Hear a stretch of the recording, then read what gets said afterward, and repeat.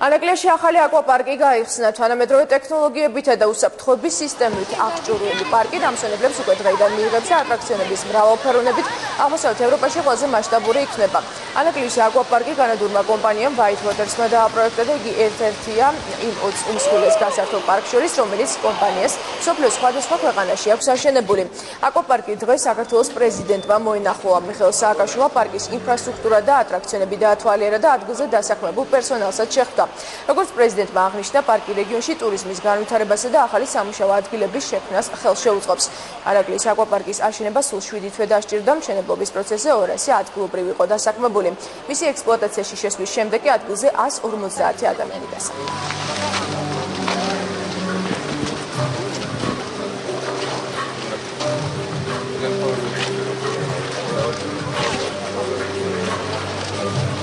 სახელმწიფო სისტემებიდან დაწყებული სისტემები დამთავრებული კონტროლი ყველაზე უსაფრთხო არის აბსოლუტურად დაცული ადამიანი ახაშენებს რა.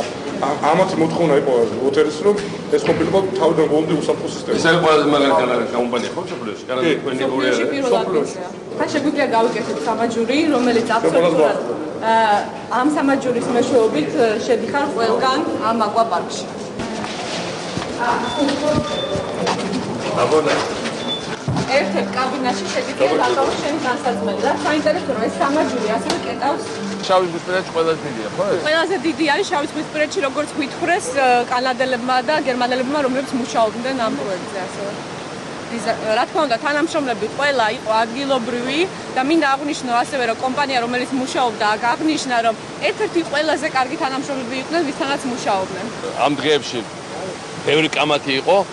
აი პირველი ისა რომ აუ ეს ტურისტული ინფრასტრუქტურა ვისთვისა ეს ხო უცხოელებისთვისა ქართველებს რა აბა კითხეთ ხალხსა ქართველებს რა ეს არის ამ ხალხისთვის რა თქმა უნდა რა თქმა უნდა ეს იყო ყველაზე გაუბედურებული ადგილი საქართველოში 10 წლეულის განმავლობაში ხო მე 10 წელიწადის მეტის განმავლობაში ეხლა ერთი სასტუმრო 2 3 4 მეხუთე შენდება იქით გაგრძელებაზე უცხო ვიმუშავს აქ რა უცხოელები და უცხო პლანეტელები ჯერ დამშორები ძირითადად ქართველები არიან ჯერ მეორე ყველა პერსონალი ქართველია ყველა სასტუმრო ადგილობრივი მოაშენეს. ასე მარტო აქ იმუშავებს. აქ იმუშავებს უამრავი ხალხი.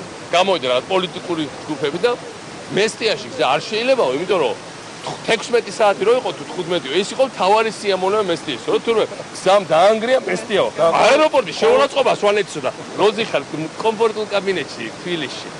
და კარგსო და მაღალი ხელფასი გაქვს. მაგარია ხომ შეიძლება და ის ადამიანი 15 საათი რომ მიჩაქჩაკებდა იმ გზაზე უპერსპექტივა რო ქონდა, ხაჩაყობა რო იყო, კატასტროფა რო იყო. 100 კაცი იღუპებოდა ყოველ წელს. და თან ამ პოლიტიკური პლატფორმით, პოლიტიკური პლატფორმა აქვს, რომ შენება არის ცუდი, განვითარება არის საშიში ჩვენი აუტენტურობისთვის, ეგრეთ წოდებული, თუ გეგონება ჩვენი აუტენტურობა იყოს უგზოობა, კურორტები ახალი, ეს ახალი ადგილები საქართველოს რუკაზე. რომელიც არასდროს არც ერთ დამპყრობას არ განავითარა, მოიტანა ჯერ თავისუფალმა საქართველოს და რუსები აქ ჰქონდათ სამხედრო ბაზარ მესამე ხარისხოვანი, ამ განვითარება მოიტანა ის, რომ ძალიან ბევრ ადგილზე ადამიანებს გაუშვათ პერსპექტივა. ეხლა მაგალითად დღეს სვანეთში და მესტიაში რო პერსპექტივა, ხვალ ზეგ ამის პარალელურად დამატებით რაც რაჭაში პერსპექტივა ჩდება. ქუთაისის გარშემო რაც ტურისტულ ობიექტებზე პერსპექტივა ჩდება. ეს არის 10,000 დასაქმებული კონკრეტულად ადამიანი. კახეთს საერთოდ გადაიქცა ტურისტულ ხარჯს. ასე რომ საერთოდ იცვლება საქართველოს ეკონომიკური გეოგრაფია. აი ესეთი ანტურაჟი, ზღვაქვე, ესეთი კლიმატი, ასეთი ხარისხის აკვაპარკი და ასეთი სიმწვანე გარშემო. თვით რომ ერთ-ერთი ყველაზე ხარისხიანი პროდუქტი შევქმნით ამ ბაზარზე რა. მე დარწმუნებული ვარ, რომ ეს ყველაზე ხარისხიანი ასეთი ობიექტი ევროპაში არის სამეგრელოში.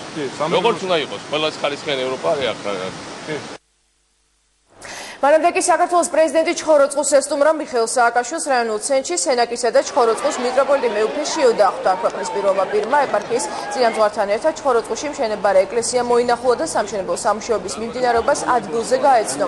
ტაძრის დათვალიერების შემდეგ მიხეილ სააკაშვილი ადგილობრივებს შეხვდა. საქართველოს პრეზიდენტმა ჩხოროწყუს ცენტრში შეკრებილ მოსახლეობას სიტყვით მიმართა. ქვეყნის პირველი პირი მათ სახელმწიფო დაზღვევაზე, დასაქმების პროგრამასა და მთელი ქვეყნის მასშტაბით მიმდინარე ინფრასტრუქტურულ სამუშაოებზე იმის გამო რომ თქვენ ხართ აქ, იმის გამო რომ ჩვენ ერთანი ვართ, იმის გამო რომ ვარ, იმის გამო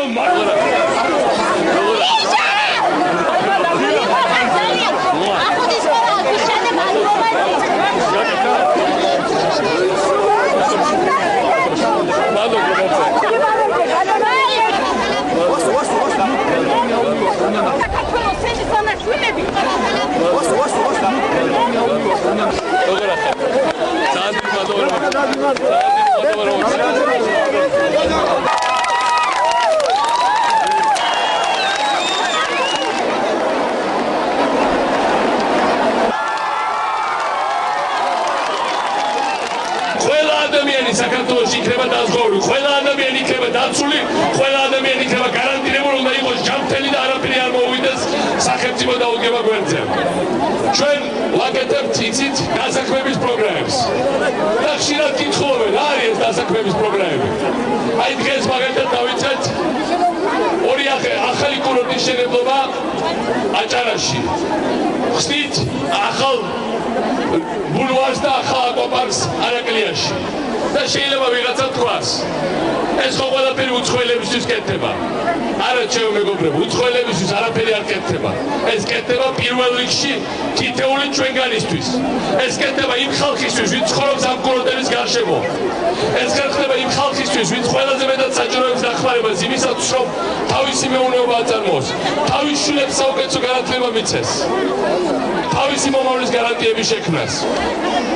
დღეს ჩვენი მოწინააღმდეგის ფულით დაფინანსებული ხალხი გამოსულია ასპარეზზე გრძელი სიით თუ რა აქვს დასანგრევი, გრძელი სიით თუ რის აშენებაში უნდა ჩვენთვის ხელი შეშლა. მე მინდა ყველას უთხრა და თქვენ გითხრათ, ჩვენ დასანგრევი არაფერი საქართველოში არ აქვს. ჩვენ ჯერ იმდენი გვაქვს ასაშენებელი, რომ ყველას მინდა მოუწოდო, რომ ფეხებში ნუ გაგუბრანდებიან, ხელს თუ შეგვიშლიან და ჩვენ გავაგრძელებთ აღშენებლობას, ჩვენ გავაგრძელებთ იმას, რომ საქართველო იქნება ერთ-ერთი ყველაზე წარმატებული, დიდარი, ხელში გამართული, ოპტიმიზმით და ისეთი ქვეყანა, რომელიც კეთილი შური დააღწევს ყველა ჩვენ კეთილმოსურნეს და დღეს დაუყენეთ თვალს. ჩვენ აუცილებლად წავალთ წინ, ჩვენ ვერავინ ვეღარ დაგობრუნებს უკან ვერანაირ გარემოებებში.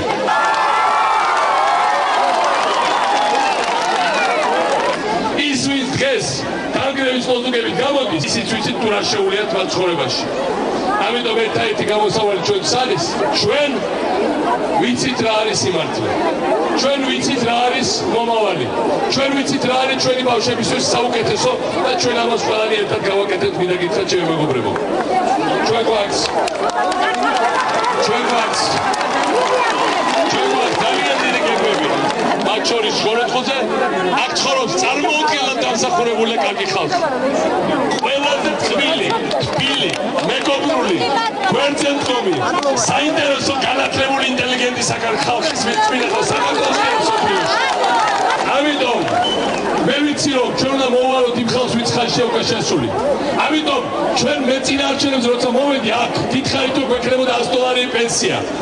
მე დავამთავრებ მომავალ წელს საპრეზიდენტო მეურნეობა და ისე რომ მიუხედავად რომ ომი იყო, კრიზისი იყო, ყველანაირი უბედურება ჩვენ თავზე გადაიარა, საქართველოში იქნება $100 პენსია, როგორც მოგახსენეთ ეს აუცილებლად მოვავალთ იდეოლოგიაში. ყველაფერს გავაკეთებ იმისათვის, რომ ამ ახალგაზრდობას მაგრა ვასწავლოთ, ხელი გავამართოთ, საუკეთესო პერსპექტივები გაუჩინოთ და მათ ერთხელ და სამუდამოდ უნდა დავიწყეთ თუ რა არის გაჭირვება, რა არის ხელმოკლეობა, რა არის უპერსპექტივობა და მართლა წელგამართულ ქვეყანაში წელგამართულად იცხოვრონ. მე მინდა რომ ჩვენ ახალგაზრდობას გავუხსნათ გზა ყველა ერთად მათ შორის ამ არჩევნებზე. მე უფეშიოს, მე ადრე შევპიტი და დღეს ჩათვალეთ რომ ვაცხადებთ, ჩვენ ყველანი ერთად დავასრულებთ ჩხოროწყუში ტაძარს. ჩვენ ყველანი ერთად გავხსნით